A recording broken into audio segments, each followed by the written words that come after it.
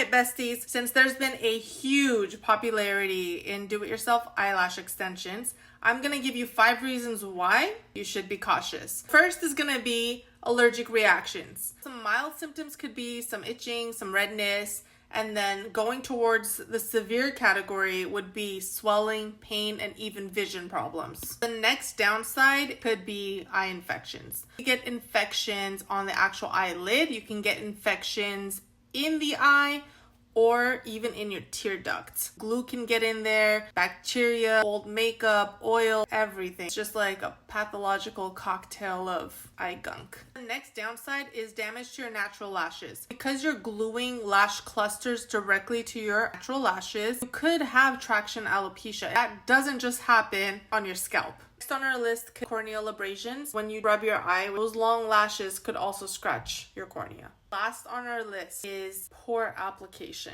I've just watched way too many lash applications gone wrong. These risks also apply to lash extensions done professionally.